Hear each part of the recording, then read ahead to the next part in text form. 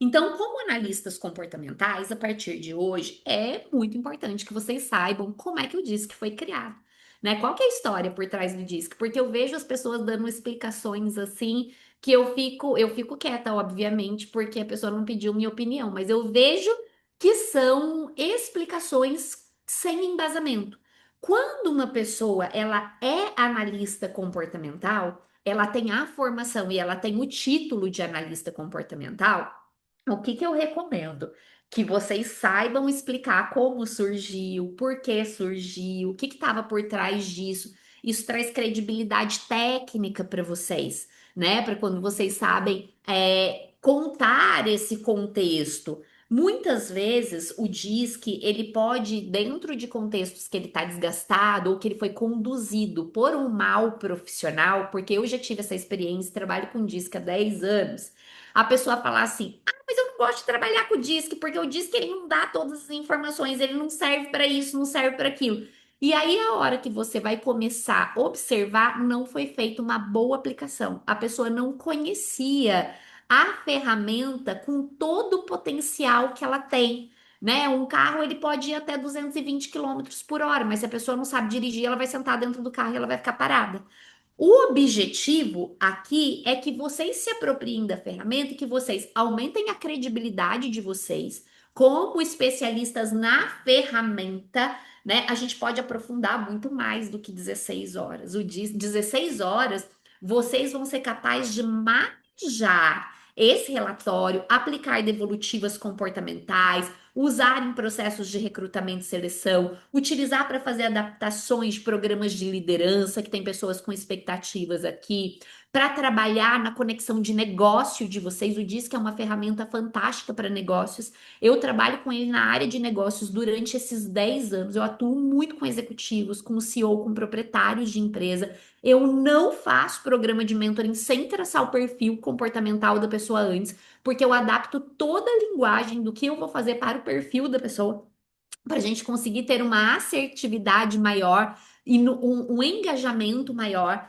Então, vocês conseguem, a partir daqui, aprendendo de onde ele veio, fortalecer o posicionamento de vocês como especialistas no mercado.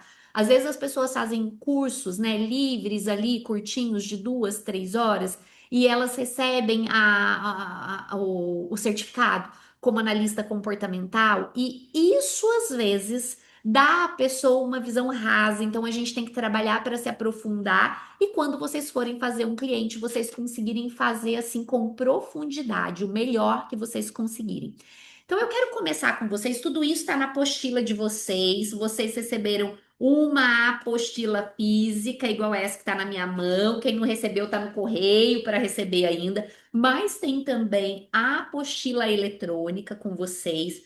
A curiosidade do ser humano pelo comportamento não é de hoje, né? Eu trago aqui um breve relato para vocês, ele já data de 470 antes de Cristo, quando os gregos eles associaram o temperamento humano aos 4 elementos da natureza. Então, o que que os gregos fizeram? Eles, na Grécia Antiga, eles olhavam os temperamentos e elencavam um elemento, uma pessoa de fogo, de água, de terra, de ar. E isso era a forma que eles tinham de compreender a natureza e as diferentes formas de existência, incluindo os seres humanos. E cada um dos elementos, eles eram associados a diferentes qualidades e traços comportamentais. Por exemplo, a pessoa que era do elemento fogo, ela era uma pessoa mais conhecida pelos gregos como uma pessoa que tinha energia, que tinha coragem, né, que estava à frente das coisas, que tinha, apresentava traços de personalidade mais impulsivas, mais empreendedoras, mais capazes para essa liderança que muitas vezes é chamado de liderança inata. Né? Então, desde 470 a.C., as pessoas já ficavam o quê?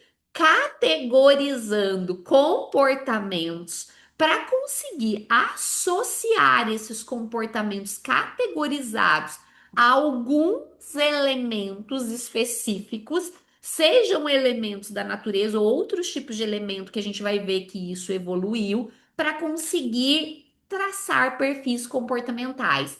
As pessoas que eram do elemento da natureza água eram pessoas mais ligadas à intuição, à criatividade, eram pessoas associadas a um perfil mais emocional, mais sensível, eram vistas como pessoas assim mais imaginativas, mais capazes de empatia. Já as pessoas de terra, como eram essas pessoas? Elas eram associadas à estabilidade, né? Mais paciência, mais segurança, mais praticidade. Eram pessoas com traços de personalidade vistas como mais confiáveis, como trabalhadoras, mais responsáveis. Eram pessoas que conseguiam se manter fazendo determinadas coisas por um maior período de tempo.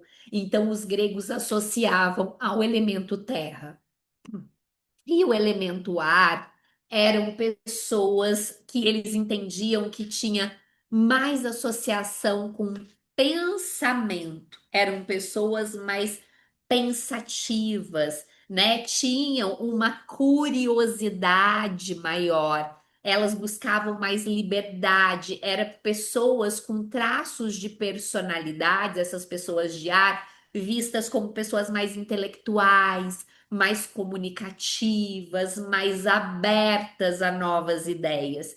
Então, lá em 470 antes de Cristo é quando a gente tem aí os primeiros registros de categorização comportamental, né? Que as pessoas vão olhando e falando: "Ah, olha só como é que isso aqui funcionava". Aí, quando a gente olha para 460 a 377 antes de Cristo, o que que a gente consegue ver?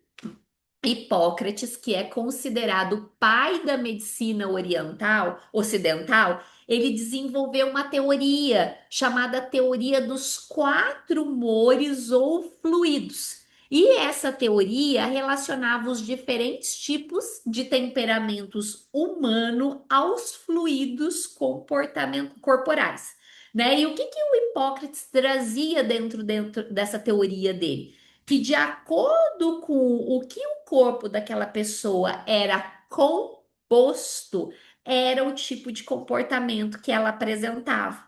E o que que ele trouxe para nós desses fluidos? Então, nós tínhamos pessoas que apresentavam a bile amarela, que era mais conhecida como colérico. Nós tínhamos as pessoas que apresentavam um fluido de sangue, que era mais conhecida como sanguíneos.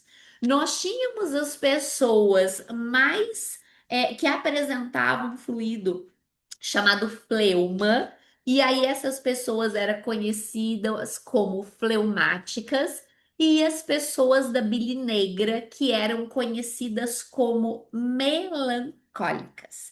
Então, Hipócrates associou o quê? Os tipos de comportamentos apresentados pelas pessoas aos fluidos corporais e nomeou esses fluidos como um temperamento. Até hoje, quem acompanha essa parte comportamental consegue ver que tem, e é muito atual no mercado, esses nomes: sanguíneo, colérico, fleumático e melancólico. Vocês já devem ter visto. Então, surgiu dessa evolução das teorias comportamentais. Quando a gente fala desses comportamentos, por exemplo, o colérico, o que que é o colérico? Comportamento relacionado a essa bilha amarela, ou também Billy Kent, que era denominado por Hipócrates. Era o temperamento associado a pessoas mais assertivas, mais impulsivas e agressivas, que tinham uma personalidade mais dominante, mais volátil. Então, o que que Hipócrates trazia a partir disso? Ele acreditava que a bile amarela ela era produzida pelo fígado. e que o excesso desse humor no corpo, da bilha amarela, ele chamava de humor, né, no corpo, causava irritabilidade, impulsividade e agressividade. Então, os coléricos, por serem portadores dessa bilha amarela, no avanço comportamental dos estudos de Hipócrates, eram pessoas mais irritáveis, mais impulsivas e mais agressivas, mais enérgicas naquilo que elas faziam, tá? Quem aqui já ouviu falar dessas teorias comportamentais? Ergue a mãozinha para mim, para eu ter uma visibilidade, tá? Vários de vocês já ouviram falar sobre isso. E aí a gente vai se conectando. Fala, Hanna.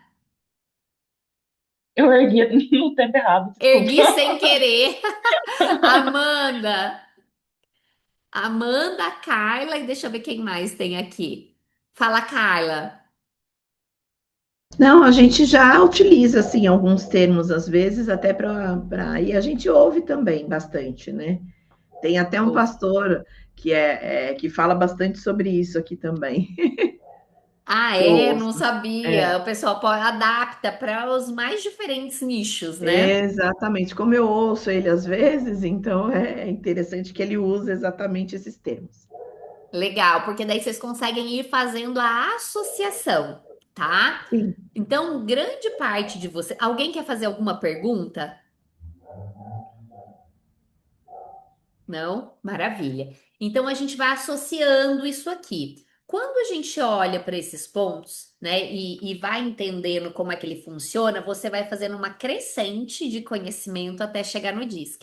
Eu sempre recebo de vocês a pergunta: Dário, o DISC ele tem compatibilidade com a teoria dos temperamentos? Ele não tem compatibilidade total, mas a gente consegue ter uma proximidade dos perfis se a gente fizer uma comparação, mas ele não é 100% semelhante, tá? E dá para fazer uma Hum, comparação, mas não é 100% semelhante. uhum. O Hanna, você quer falar? Agora eu quero. Quando você diz, né, que esse perfil, né, do dominante aí, ele é impulsivo e ele é assertivo, para mim não faz muito sentido, porque para mim, normalmente, quando a pessoa ela é muito impulsiva, não tem 100% não tem uma garantia de que ela vai ser assertiva. Eu tô fazendo uma relação equivocada ou não? É se ela não estiver calibrada, né, na comunicação dela, o Hanna, ela não vai ser assertiva mesmo.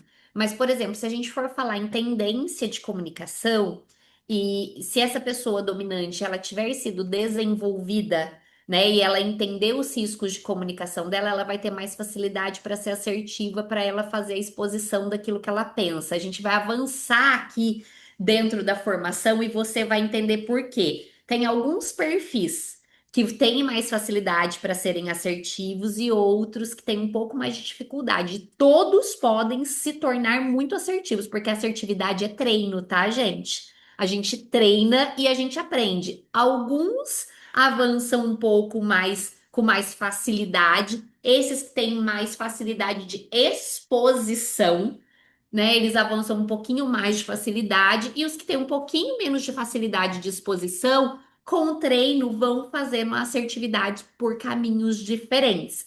Quando a gente fala que não tem essa compatibilidade geral do DISC com a teoria dos temperamentos, é porque a teoria dos temperamentos, ela ao longo do tempo ela foi trazendo essas diferenças para gente. E se a gente olha no DISC, o DISC já está bem mais aperfeiçoado em relação à categorização de comportamentos, principalmente para o mundo corporativo, para a gente utilizar. Entendeu, Hanna? Entendi. Então, é porque eu até tive uma aula onde o professor ele trouxe algumas metodologias para análise do perfil comportamental. E aí, a relação que eu tinha é como se fosse um derivativo dessas teorias. Mas são teorias que tiveram limitações e o diz que ele teve um desenvolvimento, ele teve um desenvolvimento para além, certo? É isso mesmo? Na verdade, não é que as teorias tiveram uma limitação. O DISC hoje é um dos assessments mais utilizados no mundo corporativo.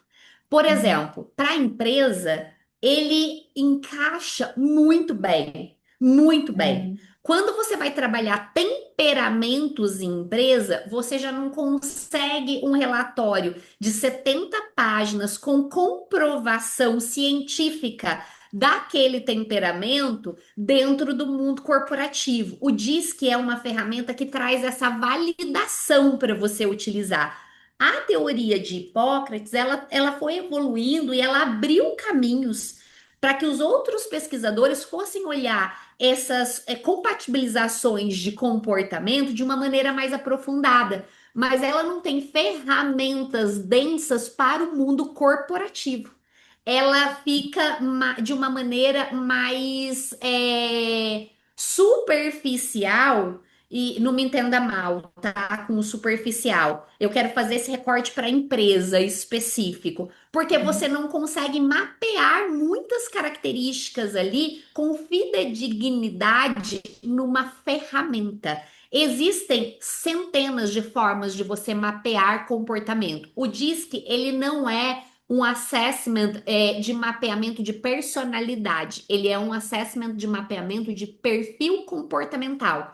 E o perfil comportamental, ele é situacional, personalidade não, né? Personalidade você desenvolve e aprimora e não costuma mudar, a não ser que aconteça alguma coisa assim extremamente grave, inclusive disfunções ao longo do caminho. Já comportamento, com o aprimoramento, você consegue fazer melhorias, desenvolver novas competências, você consegue extrair relatórios, você consegue medir isso. Você consegue ter dados e fatos mensuráveis através das tecnologias que nós temos hoje para conseguir medir esses comportamentos dentro do DISC. Às vezes, quando a gente olha temperamento, é muito mais de observação ocular dos temperamentos apresentados, né? A técnica é observação ocular, não metrificação de dados comportamentais. O diz que ele vai nessa metrificação dos dados comportamentais. Entendeu a diferença, Hanna? Sim, agora ficou claro. Obrigada. Perfeito, imagina. Mais alguém quer perguntar alguma coisa? Não, que eu tô vendo aqui algumas pessoas com a mãozinha erguida. Antônio e Aline. Não? Beleza. Muito bem. E aí, quando a gente olha para isso, por exemplo, Eu quero, Dari, fala, desculpa. Aline, Eu quero. imagina. Na verdade, eu acho que assim, é só uma contribuição, e daí você me diz se é isso que dá para ser entendido. Que a assertividade, ela é diferente de acerto. Assertividade tem a ver mais com posicionamento. E acerto, acertado, acho que tem a ver mais com comunicação. Seria isso? De onde você tirou o acerto? Só para eu ter uma Não, é conexão. porque Como às é que você vezes as chegou pessoas. nesse raciocínio, Aline? Me É leve porque até aí. a Ohana falou que para não entendia uma pessoa ser impulsiva e assertiva, porque geralmente uma pessoa impulsiva, ela às vezes pode ser levada mais em erro do que uma pessoa que de repente reflete mais sobre as coisas antes de se posicionar. E aí eu penso que nesse contexto, a assertividade ela está mais relacionada ao comportamento no sentido de como a pessoa se posiciona, De né? comunicação. De comunicação. De comunicação. Porque assim, gente, não acerta ou erra, né? Vamos pensar assim, não acerta ou erra só quem é impulsivo ou quem é mais retraído. São acertos e erros diferentes. Isso é uma das coisas que a gente vai aprender aqui na formação. Não tem um perfil melhor e um perfil pior. São formas de conduzir diferentes. As diversas situações, as pessoas dentro da mesma situação, elas vão ter condutas diferentes. Então, a impulsividade, quando a gente fala aqui do Hipócrates, dentro do colérico, quer dizer que essa pessoa, ela sendo mais agressiva, mais impulsiva, eu nem ia entrar nisso com vocês, que não era o objetivo aqui, mas como é que o Marston caracteriza, por exemplo, as esferas comportamentais como emoções, tá? Emoções. Então vamos pegar, se o colérico é o dominante do DISC, qual que é a emoção predominante por trás de um colérico ou de um dominante? A emoção é raiva. Essa raiva, a raiva é uma emoção propulsora de impulsividade, mas eu não vou entrar nesse nível de profundidade que não é nesse fórum aqui na formação de 16 horas, senão eu vou levar vocês lá para dentro do DNA biológico de emoções e aí vai ser, a gente vai ficar uma hora discutindo isso. Mas o que que a gente tem que entender? Cada um desses perfis comportamentais, ele tem uma emoção propulsora por trás do colérico ou do dominante, que é a evolução disso dentro da teoria DISC, é a raiva. Então, a impulsividade, ela pode ser gerada pela raiva. A raiva faz a pessoa acertar mais ou errar mais? Depende. A raiva é uma das emoções mais poderosas que existe dentro do nosso círculo emocional. Se ela for bem canalizada, ela é uma fonte de energia muito grande. Quando a pessoa fala, fiz isso, mas fiz na base do ódio, a pessoa fala porque é engraçado, mas não é errado, é certo aquilo ali. A pessoa, ela pode ser movida por uma emoção, que é uma emoção negativa, a raiva, e a raiva pode ser canalizada para a realização. Mas isso é se a gente for olhar o DNA biológico emocional, a gente aprofunda muito. Aqui vamos nos concentrar nessa evolução das tipologias comportamentais para vocês entenderem como é que chegou o DISC lá em 1928. E aí, numa imersão de DISC avançado, a gente vai no DNA biológico, emocional, o que está por trás ali para vocês entenderem. E quem quiser entender mais, tem um livro que eu vou indicar para vocês que é a Bíblia do DISC, né? Que daqui a pouco eu vou mostrar para vocês e vocês vão poder se aprofundar bastante nisso. Então, quando a gente fala dos sanguíneos, aqui dentro da teoria do Hipócrates, como é que, Com licença, Michele, você desculpa. quer Pode falar? repetir o nome do livro? Eu vou falar já já. Eu só falei do livro, mas ainda não falei o nome, Michele. Segura o spoiler, Michele. Segura esse spoiler, eu vou te contar, tá? Vamos aqui nos sanguíneos. Os sanguíneos, como é que o Hipócrates trazia esses comportamentos dos sanguíneos? Pessoas mais alegres, mais otimistas, mais extrovertidas, pessoas que eram associadas a uma personalidade mais alegre, mais animada, porque ele acreditava que o sangue era produzido pelo coração e que o excesso desse humor sanguíneo trazia alegria, energia, entusiasmo para a pessoa, tá? Então, se a gente fosse olhar aqui num comparativo, o sanguíneo estaria mais próximo ali de um influente, se a gente for fazer essa comparação. Os fleumáticos, olhando para o fleumático, o que que o fleumático apresenta dentro dessa teoria dos humores? É uma pessoa mais calma, mais controlada, mais reservada. O que que isso traz para gente de informação? Essa pessoa, ela é associada a um comportamento mais pacífico, com uma personalidade mais equilibrada, mais estável. São pessoas que o Hipócrates ele trazia que a fleuma era produzida pelos pulmões e que o excesso desse humor fleumático ele trazia no corpo apatia, letargia, indiferença. Então deixava as pessoas num ritmo mais moderado, tá? Já os melancólicos da bile negra, né? O que que ele trazia para nós de informação? Eram pessoas que apresentavam um comportamento mais triste, mais melancólico, mais introvertido. E aí ele comparava esses comportamentos e o que que ele entendia que estava dentro do melancólico? Pessoas mais introspectivas, mais sensíveis, mais pensativas, mais reflexivas. E ele acreditava que a bile negra era produzida pelo baço e que o excesso desse humor, da melancolia no corpo, era o que causava a tristeza, a depressão, o pessimismo.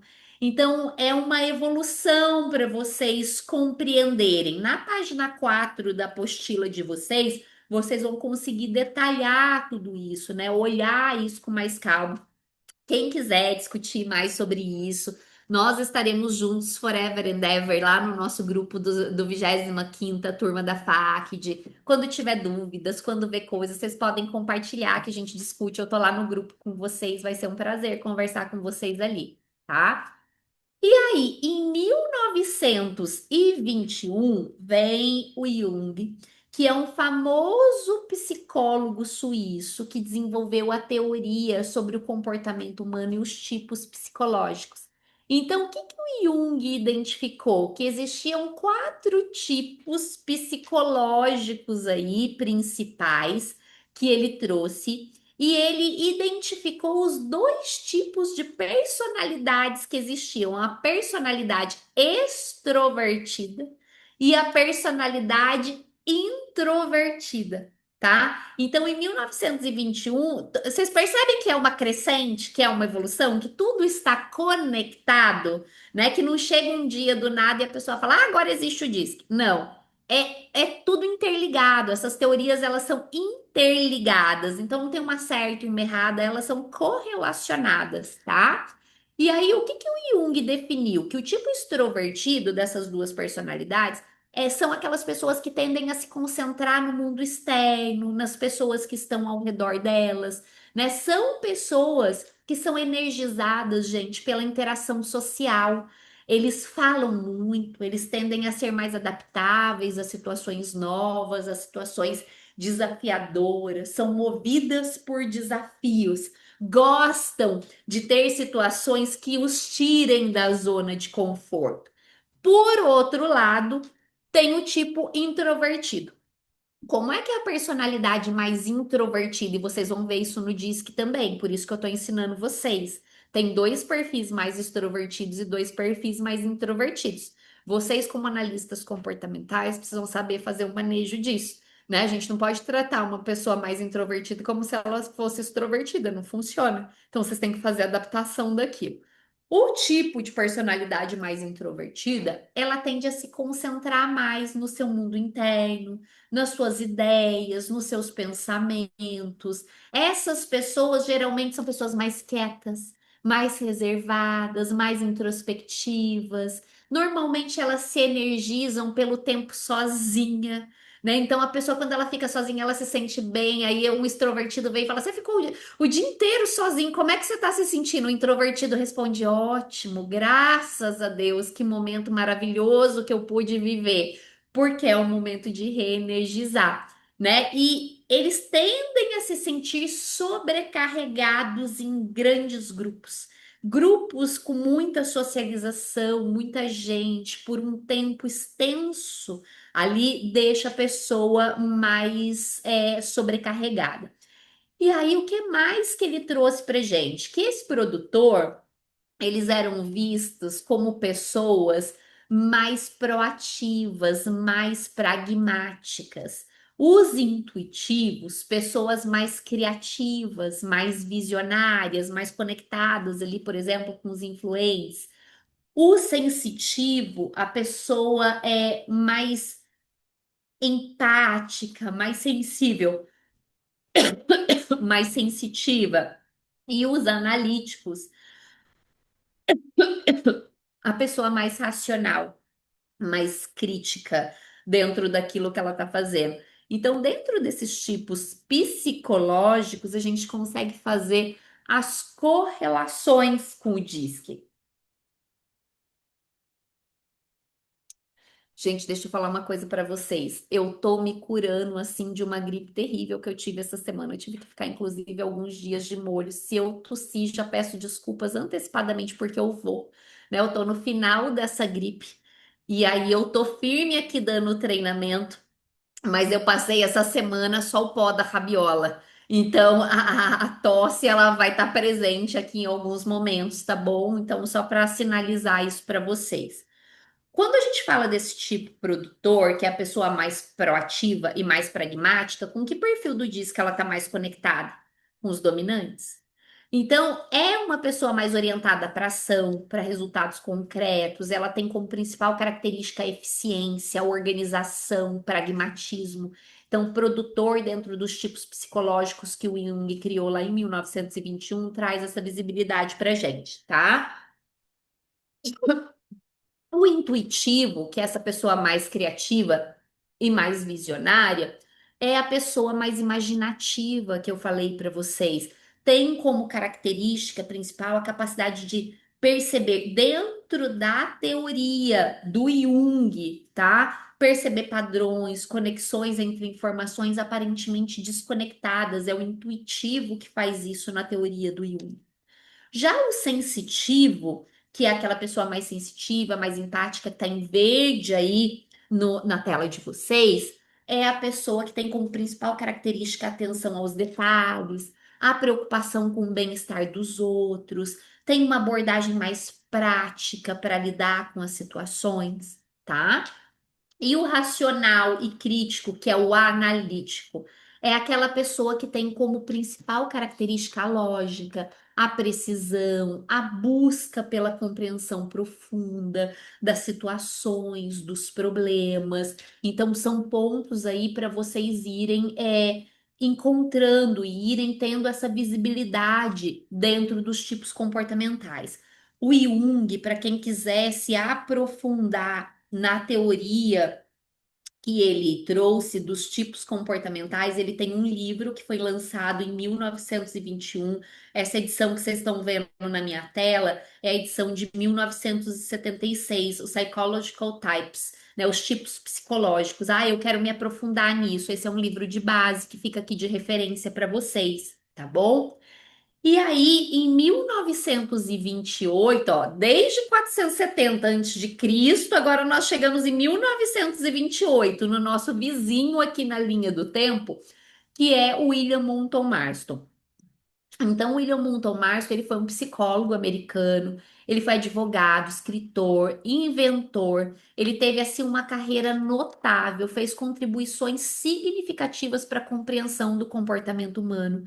O Marston, ele nasceu em Massachusetts, nos Estados Unidos, mas estudou na Universidade de Harvard e obteve o seu doutorado em psicologia pela Universidade de Columbia em 1921, onde ele fez o aprofundamento da teoria DISC. A teoria DISC é a tese de doutorado do Marston, tá? Para vocês entenderem um pouquinho mais. Depois de se formar, ele trabalhou como professor de psicologia em várias universidades e publicou vários artigos e livros sobre psicologia e sobre comportamento humano. Quem quiser se aprofundar, buscar esses artigos, para vocês terem essa referência, busquem pelos artigos do William Moulton Marston. O Marston também é mais conhecido aí por ter uma carreira multipotencial. E o que que o Marston trouxe para gente? Os quatro tipos comportamentais do DISC, né? Então, dominance, que são os dominantes, influence, que são os influentes, stagnance, que são os estáveis, e compliance, que são os analíticos, dentro da nomenclatura que vocês vão acompanhar dos nossos relatórios. O que que isso quer dizer? Isso quer dizer que cada um desses tipos comportamentais foi a evolução das categorizações comportamentais que o Marston foi estudando no doutorado dele de psicologia ao longo do que foi criado em todos os anos anteriores. Só que o Marston, nessa tese de doutorado, ele chegou nos níveis biológicos das emoções e neurológicos, fisiológicos. Por que nós apresentamos determinados comportamentos neurologicamente? Então, ele foi muito profundamente para trazer essa informação para nós. Então, quando a gente fala do Marston, do que nós estamos falando aqui? Do DISC, e nós estamos falando da tese de doutorado dele. Michele, esse é o livro, aqui, ó, As Emoções das Pessoas Normais. Você anota esse nome. Na Amazon, às vezes, ele tá em promoção, ele custa aproximadamente 300 e poucos reais.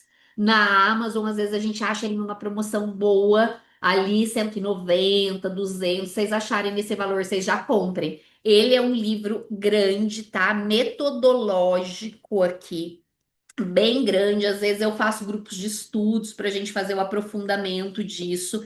Ele trata da biologia das emoções, da neurologia das emoções, como é que isso impacta dentro do DISC. Quem quiser, assim, se aprofundar muito, essa é a literatura para vocês se aprofundarem no DISC. Além do DISC, o Marston, durante a carreira dele, ele queria trabalhar o autoconhecimento das pessoas dentro do estudo dele de doutorado no laboratório que ele conduzia. O que que ele percebia? Que as pessoas, elas não tinham muito autoconhecimento, elas não eram muito assertivas em relação ao que elas mesmas afirmavam. Então ele começou a desenvolver o polígrafo dentro do laboratório de psicologia. Ele criou o polígrafo para trabalhar essa parte de autoconhecimento. Então ele colocava o polígrafo e conduzia junto com o time de pesquisa dele perguntas de autoconhecimento para saber se aquilo efetivamente estava fazendo sentido ou não, né? As emoções das pessoas normais. Obrigada, Aline. Eu tava com o chat fechado, que o Davi que faz aqui assessoria no chat. Mas se tiver alguma coisa que o Davi não responder ou que ficar faltando, vocês me avisem, tá? O Marston começou a trabalhar e criou o polígrafo. O polígrafo é a primeira patente do Marston. Então, ele criou para utilizar no laboratório de psicologia, é uma das criações dele e tomou a proporção que vocês conhecem hoje. Né? O polígrafo é utilizado aí, às vezes, na área de direito como um dos indicadores se a pessoa está falando a verdade ou não dentro das afirmações do que ela traz para os depoimentos. Além disso, Marston, ele era casado com duas mulheres, tá? Isso é uma curiosidade, quem se aprofundar também vai saber.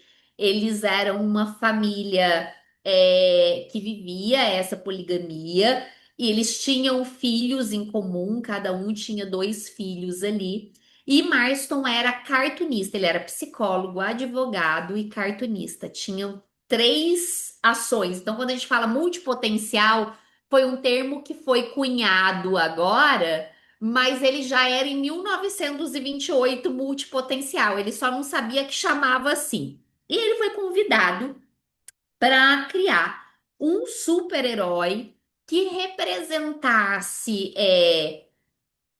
o vencer através do diálogo, através do amor. E na época, dentro dos cartoons, era uma época de muitos super-heróis masculinos.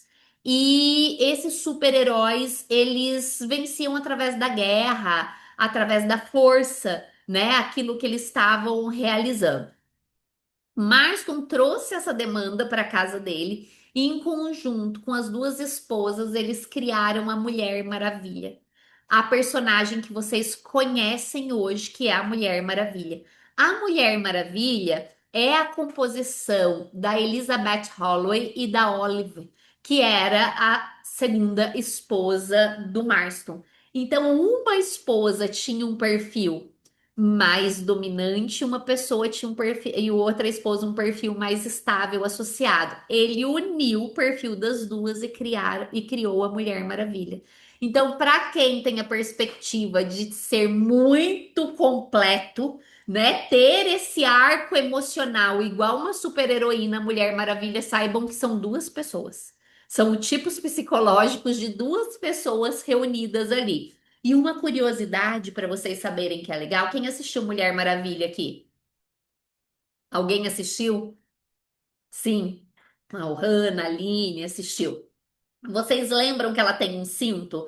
Que ela joga o cinto nas pessoas e as pessoas começam a contar a verdade do que aconteceu, disparam a falar daquilo que está acontecendo? Esse cinto é a representação da primeira patente dele, que é o polígrafo.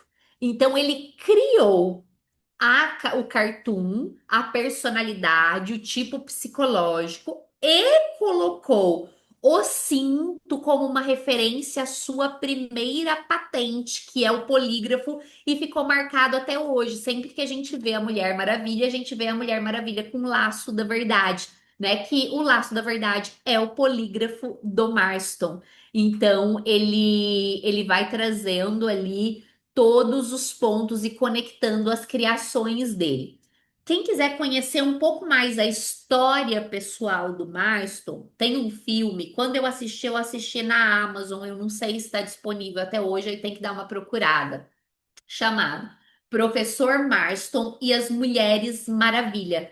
Então tem, né, a narrativa de toda a origem. Uma das chamadas do filme é Descubra a Origem de um Ícone, como é que foi a vida, a biografia e a carreira do Marston.